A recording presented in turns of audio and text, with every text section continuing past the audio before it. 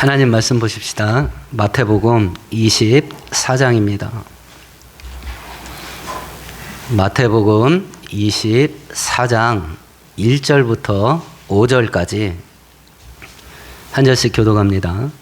예수께서 성전에서 나와서 가실 때에 제자들이 성전 건물들을 가리켜 보이려고 나오니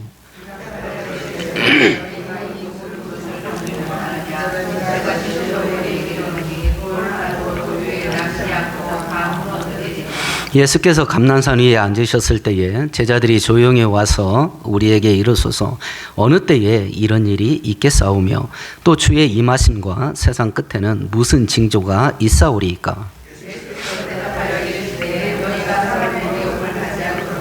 함께합니다. 많은 사람이 내 이름으로 와서 아멘. 21장에서 예수께서 이제 십자가 못 박혀 죽으시기 위해서 예루살렘에 마지막 들어갑니다.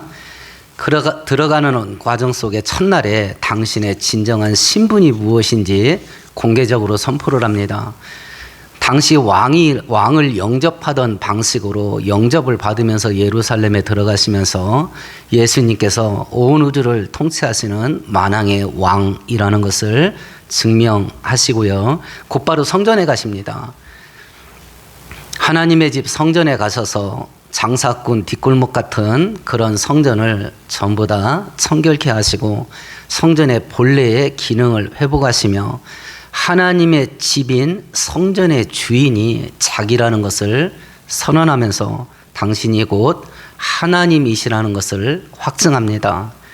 그러면서 부활과 재림이 반드시 있을 거다라는 것을 교훈하셔요. 부활과 재림이 반드시 있다고 하면 하루하루를 우리가 어떤 방식으로 살아야 될 거냐. 하나님 중심, 믿음 중심, 천국 중심으로 사는 게 그게 상식이다. 그런데 실상은 어떠냐? 생명이 없는 죽은 종교 생활을 하고 있다라고 하는 것을 23장에서 조목조목 책망하시고 비판하십니다.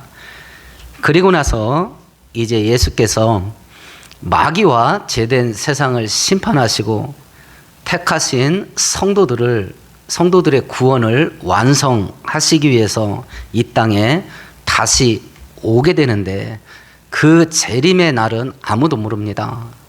그러나 진짜 성도들에게는 하나님께서 빨간 신호, 경고등을 깜빡깜빡 비춰주신다. 진짜 성도들은 그걸 보고 재림이 금방 있을 것 같은데 하고 징조를 본다. 그날이 언젠지 정확하게 알지는 못하지만 진짜 성도는 그날을 급작스럽게 맞이하진 않는다. 징조를 보고 미리 대비하게 하신다라고 하는 사실을 24장 전체에 걸쳐서 예수님 재림 직전에 하나님께서 나 곧 간다라고 하는 경고의 빨간 신호등, 그게 어떤 건지 여러 항목들을 말씀해 주시는 것이 24장입니다. 우리가 앞으로 24장을 이제 몇 주간 살펴보게 될 텐데 생각보다 빨리 오실 것 같습니다. 우리가 생각하는 것보다 빨리 오실 것 같습니다. 성경을 살펴보면서 다시 오실 예수님을 맞을 준비를 해야 될 때가 된 것 같다라고 하는 영적인 각성이 우리 모두에게 있게 되기를 축원드리겠습니다.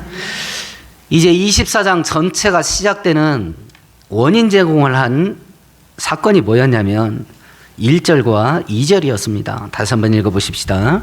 예수께서 성전에서 나와서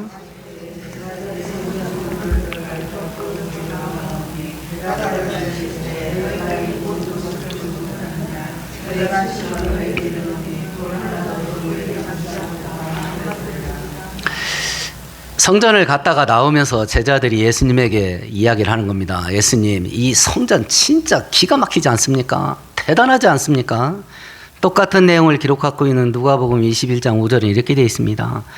사람들이 아름다운 돌과 예물로 화려하게 꾸며진 성전을 보며 감탄하고 있었더라. 이렇게 되어 있습니다. 진짜 대단하다, 이 성전. 성경에 보면 성전이 3번 건축됩니다. 첫 번째는 솔로몬이 건축합니다. 그것이 바벨론 전쟁 때 완전히 폐허가 됩니다. 바벨론 포로로 끌려가서 70년 동안 포로 생활을 합니다. 바벨론이라는 나라를 페르시아가 멸망시킨 후에 유대인들에게 고향에 돌아가도 좋다라고 해방명령을 내립니다. 이때 다윗 왕의 후손이었던 왕족 스룹바벨과 대제사장이었던 여호수아가 난민들을 데리고 이스라엘 땅에 들어와서 성전을 건축합니다. 소위 말하는 제2차 성전이라고도 말하고 스룹바벨 성전이라고 말하는 게 그겁니다. 이게 또 파괴가 됩니다. 세 번째, 헤롯 왕이 지금 언급되어 있는 이 성전을 건축합니다. 헤롯 왕은 유대인이 아닙니다. 에서의 후손이었던 에돔족 속의 후예예요. 그러니까 유대인들이 좋아할 일이 없죠. 아니 어떻게 이방인이 유대인들의 왕이 되냐. 그런데 이 사람은 정치력이 뛰어납니다. 로마 제국 원로원의 아부를 잘해서 이스라엘의 왕 자리를 얻어낸 사람입니다. 유대인들이 자기를 싫어합니다. 그러니까 유대인들의 환심을 살려고 성전을 재건한 거예요. 예수님이 지금 이 제자들과 이 이야기를 하고 있을 때 46년째 건축되고 있던 중입니다. 아직 완공되지 않았습니다. 요한복음에 보면 예수께서 이야기를 합니다. 이 성전을 허물어라. 그러면 내가 3일 만에 다시 세운다. 라고 했을 때 사람들이 예수님을 욕합니다. 아니 지금 46년째 지어지고 이 성전을 더군다나 완공도 안 됐는데 네가 어떻게 3일 만에 짓냐. 이렇게 공격당했던 사건을 보면 46년째 지어지고 있었는데 이때가 서기 27년경쯤 되는 것으로 성경학자들은 추정을 합니다. 이것을 짓다가 헤롯 왕이 죽습니다. 완경을 못 보고 80년 만에 완공됩니다. 80년 만에 서기 67년경에 완공이 됩니다. 헤롯 왕은 싫습니다. 유대인들이. 그런데 헤롯 왕이 지어주는 이 성전은 너무 마음에 듭니다. 그러니까 헌금을 무제한으로 막 걷다 때려 박는 거예요. 그 건물에다. 온갖 금은보화로 치장이 되어 있습니다. 그걸 놓고 지금 제자들이 감탄한 거예요. 예수님 앞에서. 예수님 성전 기가 막히지 않습니까? 크기도 엄청납니다. 구 예루살렘 도시의 6분의 1 크기랍니다. 그러니까 이건 일반 건물이 아니야. 한 블록 전체가 성전인 거예요. 그러니까 유대인들이 그 성전을 바라보면 흡족한 겁니다. 유대인들이. 이랬을 때에 예수께서 뭐라고 말했냐면 벽돌 하나도 벽돌에 붙어 있지 않을 정도로 완벽하게 이 성전이 붕괴될 거다. 이렇게 예언을 하셨어요. 구약 종교가 유지되려면 두 가지 기둥이 존재해야 됩니다. 구약 종교는 두 가지 기둥 위에 세워져 있습니다. 첫 번째가 성전입니다.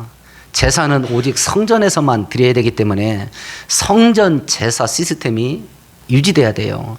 두 번째는 그 제사를 드리는 제사장이 존재해야 됩니다. 성전과 제사장 이 두 개가 구약 종교를 떠받들이는 기둥이에요.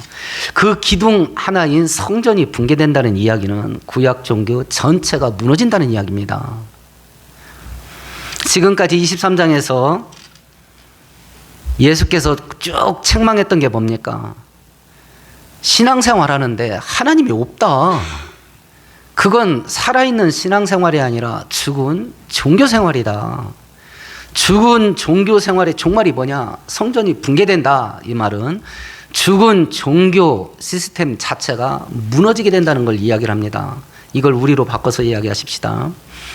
이 시대에 우리가 살아있는 생명의 신앙생활 하는 게 아니라 우리 안에 하나님이 없어요. 하나님과 나 관계는 끊어졌습니다. 그런 상태에서 교회 다녀요. 그런 상태에서 예배 드립니다. 그런 상태에서 종교 생활을 합니다. 그러면 그 끝이 어떻게 될 거냐? 종말이다. 무너지게 되는 거다. 우리가 동영상 보았습니다. 지금 말한 성전이 붕괴되리라 하는 그 현실이 유럽에서는 이미 일어났습니다. 지금 진행 중에 있고 아마 끝자락일 겁니다. 그래서 이 동영상을 제작한 제작팀이 아마 유럽에서 교회는 이 시대가 마지막일 겁니다. 이렇게 선포를 했잖아요. 그러니까 이게 캐톨릭이 됐든지 구약 종교가 됐든지 아니면 우리가 지금 신앙생활하는 현대 기독교가 됐든지 죽은 종교 생활을 계속 지속해 나가면 어떤 일이 벌어질 거냐? 그건 멸망밖에 없다. 그걸 지금 예수께서 말한 겁니다. 실제적으로 완공되고 3년 후에 이스라엘 백성들이 마카비라고 하는 지도자의 인도함을 받아서 로마 제국 식민지 통치를 반대를 하고 독립운동하는 독립전쟁을 일으켜요. 3년 전쟁이 진행되는데 그 3년 진행되는 와중 속에 성전이 완전히 파괴됩니다. 그 엄청난 성전이. 소문이 돌았습니다. 로마 군사들에게. 유대인들이 벽돌을 쌀 때 지금 우리가 시멘트를 바르고 벽돌을 계속 쌓아 올리잖아요. 금을 녹여가지고 벽돌을 쌌다는 소문이 퍼졌답니다. 그럼 어떡하겠어요? 벽돌 한 장을 다 쪼개는 거야. 예수께서 말했습니다. 벽돌 하나도 벽돌 위에 남아있지 않게 될 거다. 그것이 그대로 성취됩니다. 그래서 요한계시록 22장에 성경을 신약 성경을 마치면서 예수께서 내가 금방 간다. 내가 속히 간다. 라고 하는 그 약속도 반드시 이루어질 겁니다. 두려운 것은 자칫 잘못했다가는 내가 살아있는 이 시대에 재림을 볼 수도 있을 것 같습니다. 생각보다 빨리 오실 것 같습니다. 생각보다. 사회학자들도 이야기를 합니다. 어느 사회 한 집단에서 특별히 종교 집단이 종교가 발전이 진행돼 가는데 건물, 신전, 사원, 그리고 교회 외적인 건물 이런 건물에 치중하기 시작하면 그 종교의 말기적인 증상이다. 우리나라 고려시대 불교가 그렇습니다. 고려시대 말기 때는 왕족들이 전부 승려로 들어갔으니까요. 그러니까 고급 불교가 되는 거예요. 그러니까 나라의 모든 돈이 불교로 싹 흘러가는 거예요. 고려 불교가 그랬습니다. 몽골족이 후예가 세웠던 중국의 원나라 라마교죠. 라마불교. 원나라 왕족들이 전부 다 승려로 들어갔으니까요. 그러다 망하지 않습니까? 우리가 동영상을 보았습니다. 종교개혁이 일어나면서 엄청난 규모 크기의 교회를 건축하기 시작했고 물론 그때는 사람들이 들어찼습니다. 우리 한국 교회도 70년대, 80년대 폭발적인 증가를 했습니다. 한국 교회가. 그때 제가 중고등학교 다니고 이럴 때 심지어는 제가 신학대학원 다닐 때도 선배 목사님들이 와서 설교할 때 이랬습니다. 믿음을 키워라. 100명 들어가는 교회 치면 100명 채워진다. 1000명 들어가는 교회 지면 1000명 채워진다. 10,000명 들어가는 교회 지으면 10,000명 채워진다 이랬습니다. 그게 한 20년 전까지는 먹혔습니다. 지금은 그 빚내서 지었던 그런 교회들이 전부 다 신천지가 사갑니다. 하나님 교회가 사갑니다. 여러분 대별동 그 하천 옆에 청기와 옛날 음식점이었죠. 그게 지금 어머님 하나님 교회로 넘어갔습니다. 한국 교회가 폭발적인 부흥을 하면서 한국 교회도 이 노선에서 벗어나질 못했어요. 교회 건물을 막 덩어리로. 그리고 그 안에서 종교 생활을 하는 겁니다. 그럼 이게 어떻게 돌아갈 거냐? 그걸 오늘 예수님이 지적하신 거예요. 완벽하게 무너진다. 생명 없는 종교 생활은 그 끝은 멸망이다. 이걸 이야기를 하고 있는 것이고 우리들은 지금 그 현실을 보고 있는 겁니다. 사람들이 얼마나 악한가 보세요. 여러분들이 동영상에서 보았지만 그 건물을 사는 사람들은 리모델링 안 합니다. 교회로 쓰던 그대로 둡니다. 그리고 강대상에서 춤을 춥니다. 나이트클럽이에요. 이 자리는요, 돈 더 내야 됩니다. 티켓 값이 달라요. 더 신령한 장소이기 때문에 비싸답니다. 성가대서 가고 이 강대상 자리는. 신성하고 얄궂은 느낌을 느끼는 겁니다. 이 강대상에서 죄 짓는 행위를 하면서 이런 자리에서 이런 거 해도 되나? 아마 찌릿찌릿해. 쾌감이 올라와. 그래서 교회를 사도 절대 리모델링 안 한답니다. 그걸 그대로 쓴답니다. 그리고 교회 용도, 야, 교회에서 이런 걸 해도 되나? 라고 하는 것을 상상도 못할 업종을 교회 건물에서 하는 거예요. 그리고 쾌감을 느끼는 거예요. 야, 이런 데서 이런 걸 다 해보네. 사람들이 밀려옵니다. 번호표 받아야 됩니다. 번호표. 그 현실을 지금 우리가 보고 있는 것이요. 이런 일들을 보면 하나님께서, 예수께서 생각보다 빨리 오실 것 같습니다. 생각보다. 그러면 성전이 붕괴되는 것은 구약 성경의 선지자들의 예언을 보아도 마지막 징조들 중에 하나인데, 성전 붕괴가, 제자들이 그러면 그럼 마지막 때가 오기 전에 어떤 신호가 있겠습니까? 라고 물어봅니다. 그때 예수께서 첫 번째 언급한 것이 4절과 5절입니다. 같이 읽어보십시다. 예수께서 대답하여 이르시되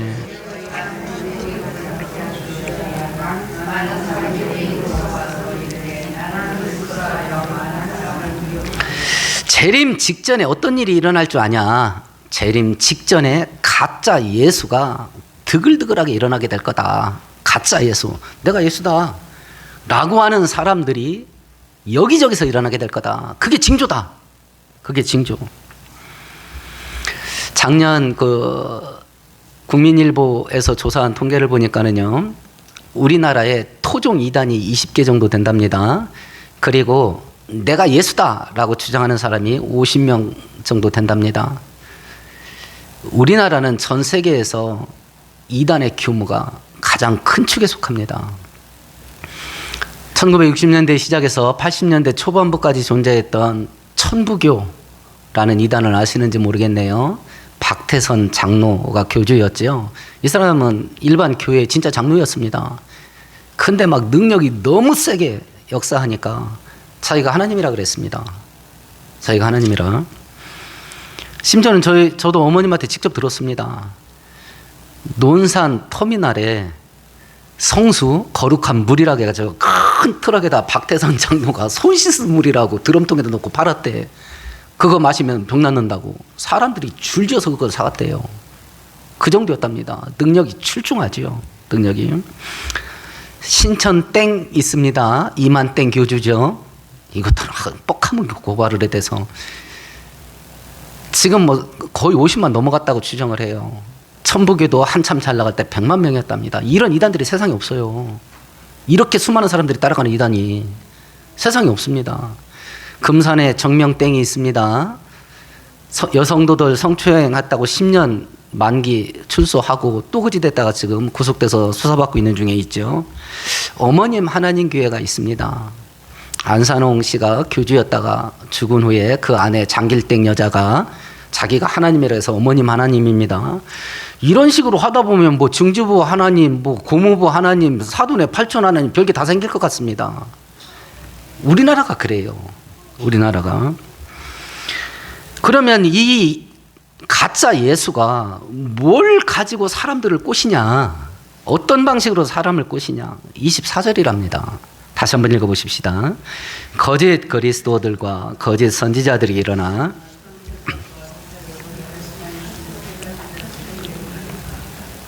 뭐 가지고 사람 꼬신다고 합니까? 큰 기적을 일으킨답니다. 불교 스님들한테 뭐 불경받고 뭐 이렇게 천도제 같은 거 드리고 이래서 소원 성취하는 사람들이 있습니다. 무당이 구대도 귀신이 나가기도 하고 병이 고쳐지는 거 있습니다. 그렇게 무당이 구슬하고 절에서 이런 기적들이 일어나면 우리가 갈까요, 안 갈까요? 웬만하면 안 갈 겁니다. 거기는 딱 봐서 악령이 역사하는 장수들이잖아요. 교회에서 가짜 예수가 교회 건물 안에서 기적을 일으키면 어떡할까요? 하나님을 예배한다는 예배를 드리는 와중 속에 가짜 예수가 기적을 일으키면 어떡할까요? 갈 것 같아요, 안 갈 것 같아요? 환장을 하고 갑니다. 갑니다. 교회사기 때문에 그렇습니다. 예배 드리다가 그런 일이 벌어지기 때문에 그렇습니다. 따지지 않습니다. 하나님이 역사한다 그럽니다. 성령이 역사한다 그럽니다. 근데 거기에 맞들이면요, 정기적으로 가서 그걸 맛봐야 돼. 기력 떨어지면 닌게르 맞듯이. 이게 영적인 뽕이라. 그런 생활을 하게 되면 교회에 오면 우리 목사님은 능력도 없고, 참고로 저 귀신 한 번도 못 쫓아봤습니다. 못 쫓아봤습니다. 능력도 없고 뭐 은사도 없는 것 같고 은혜가 안 돼. 그리 삽니다. 그리. 성경 한 구절 찾아볼까요? 요한계시록 앞에 있습니다. 요한 1서 4장 찾아봅니다.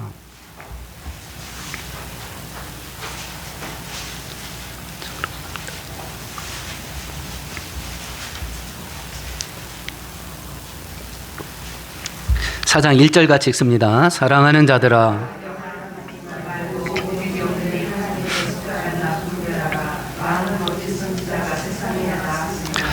가짜가 있다. 그러니까 저게 악령으로 역사하는 건지 성령으로 역사하는 건지 니네가 분별을 해라.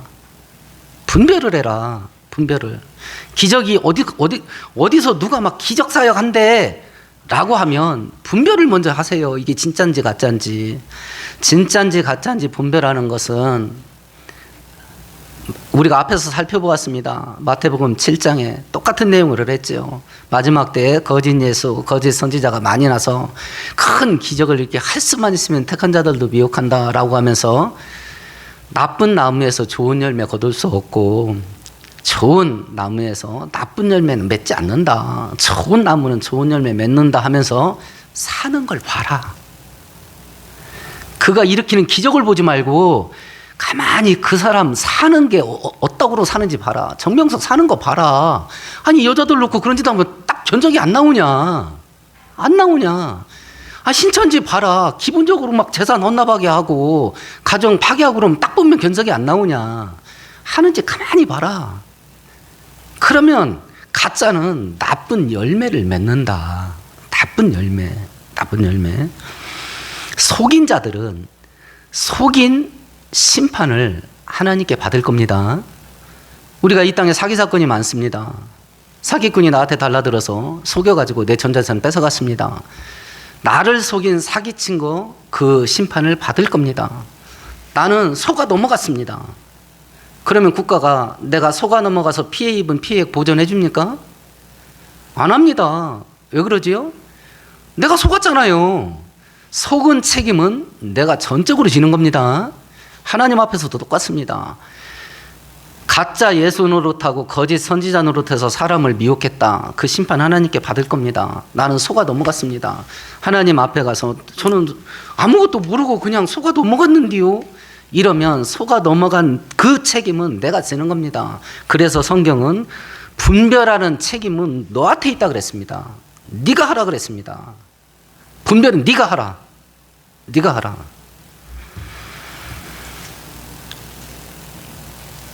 이런 일들이 우리 주변에 얼마나 많은지 전에도 한번 말씀드렸잖아요. 개척 초기에 50대 후반 아줌마가 왔어요. 어쩐 일로 오셨습니까? 그랬더니 성령님이 보냈대. 시끄럽디다 진짜. 그래 뭐라 합니까? 그랬더니 두 가지를 얘기해요. 여기에 가면 교회에서 차를 보내서 주일마다 자기를 실어 보내게. 무슨 회장 마누라야 내가 못 실어 가게. 그래 한댔대. 그리고 여기 가면 네 생활비를 줄 거다. 그래서 왔다는 거예요. 아 그렇습니까? 뭔가 착오가 있었던 싶습니다. 그때 당시는 교회에 승합차가 없었거든요. 첫째, 저희 교회에 차가 없습니다. 그래서 차를 보내드릴 수가 없고, 둘째, 하나님께서 저에게 당신에게 생활비 주라는 말씀을 안 하시던데요. 제가 대놓고 그랬어요. 그리고 쫓아버렸습니다. 어라? 그런데 여기를 왜 가러 가셨지? 그래서 그러게요. 다시 한번 여쭤보세요. 그랬어요. 다시 한번 여쭤보시라고. 그러면 이렇게 가짜가 드글드글 일어나면 대체 이 진짜 예수를 우리가 어떻게 분별해야 될 거냐. 이 악한 시대에 신약성경 186페이지 찾아보십시다. 사도행전 1장입니다.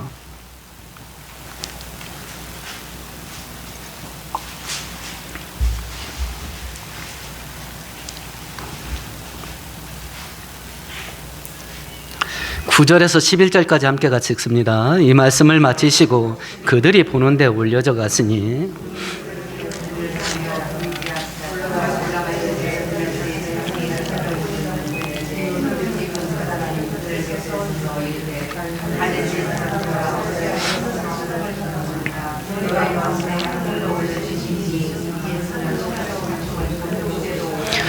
승천하실 때 모습입니다. 예수님의 재림은 승천의 역순으로 옵니다. 승천했던 모습 그대로 온답니다. 구름 타고 승천하셨으니 구름 타고 올 겁니다. 이단들은 이 구름을 영으로 해석합니다. 그래서 영으로 임재한다고 말해요. 이거 영 아닙니다. 실제 구름입니다. 실제 구름. 손오공 원주셔요. 구름 타고 오십니다. 구름 타고 천사들의 호의를 받고 승천하셨으니 천사들의 호의를 받고 재림하실 겁니다.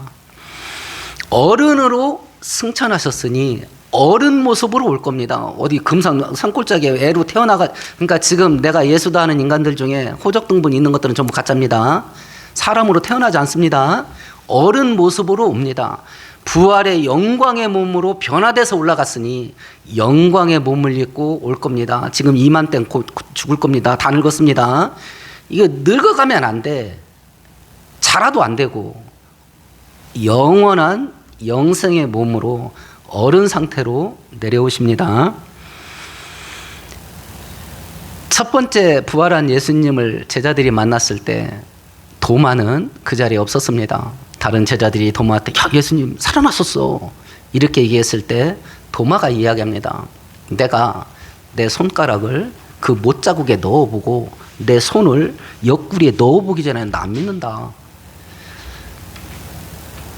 두 번째 제자들에게 나타났을 때 예수께서 도마에게 얘기합니다. 도마야 이리 와서 네 손가락을 내 못자국에 넣어보고 네 손을 내 창자국에 넣어봐라. 그리고 의심하는 자가 되지 말고 믿는 자가 되라. 부활하신 예수, 재림하는 예수, 그 손에 못자국이 있습니다. 옆구리에 창으로 찔린 구멍이 있습니다. 그걸 보고 확인할 수 있습니다. 그거 없으면 다 짭니다. 이게 재림하는 진짜 예수를 분별할 수 있는 방법이에요. 정확하죠. 성경에 기록된 거니까. 정확하죠. 그러면 예수님을 우리가 어떻게 만날 거냐? 진짜 예수가 있다고 치자. 재림하는 예수가. 우리가 그 예수를 어떻게 만날 거냐 그럼? 26절에 보니까 여기저기 찾아서 돌아다니지 마라. 여기저기 찾아서 돌아다니지 마라. 그럼 예수를 우리가 어떻게 만날 거냐? 24장 30절과 31절을 같이 읽어봅니다. 그때의 인자의 승조가 하늘에서 보이겠고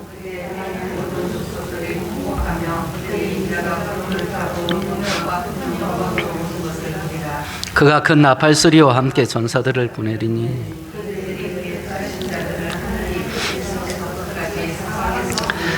똑같이 반복됩니다. 구름 타고 옵니다. 큰 영광의 모습으로 옵니다. 나팔 소리와 함께 천사들의 호의를 받고 옵니다. 그러면 우리가 예수를 어떻게 만나냐?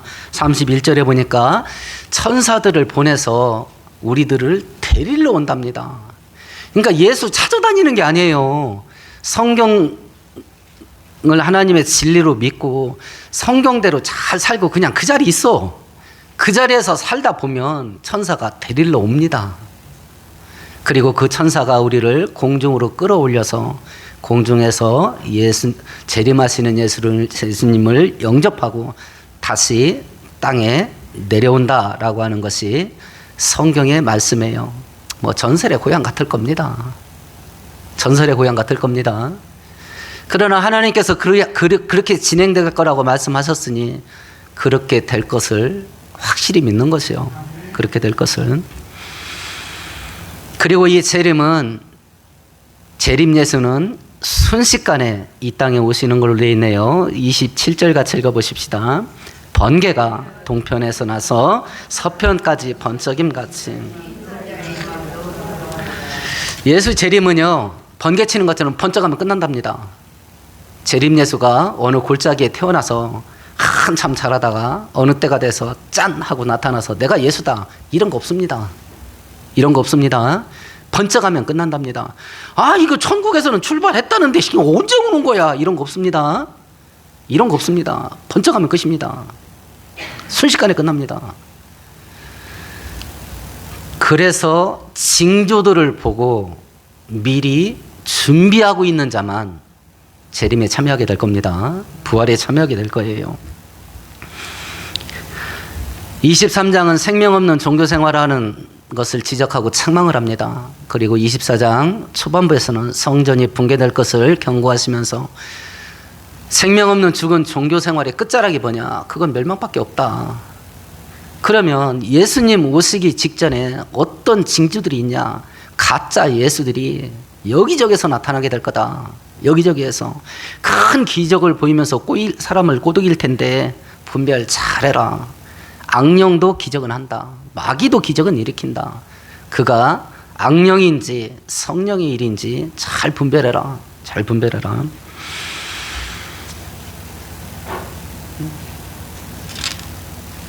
하나님의 말씀이 약속으로 이루어져 있는데 이제 남아있는 것 딱 2개 남았습니다. 첫 번째는 재림이요. 두 번째는 영원히 천국과 지옥으로 분리되는 거. 그 2개만 딸랑 남은 겁니다. 그 2개만. 그리고 우리는 그 끝자락에 서 있고 앞으로 24장 계속 살펴보겠지만 그 징조들이 우리가 살고 있는 이 시대의 큰 사고들로 날마다 보여요. 뉴스에서 날마다. 그러니까 너 희미해서 사소해서 아이 저게 징조인가 아닌가 애매한 거 이런 거 없습니다. 덩어리 멀리서 비치는 촛불이 아니야. 눈앞에서 비치는 서치라이트야. 비행기 찾을 수 있는 그런 불빛이에요. 생각보다 빨리 올 겁니다. 하나님께서 아무리 큰 빨간 신호등을 보여주어도 깨어있는 자 눈에만 보이는 겁니다. 잠자는 자의 눈에는 안 보입니다. 그래서 로마서에서 바울 사도가 지금은 자다가 깰 때가 되었도다 라고 하신 이유가 바로 여기 있는 겁니다. 오늘 말씀 생각하시면서 우리 함께 통성으로 기도하십시다.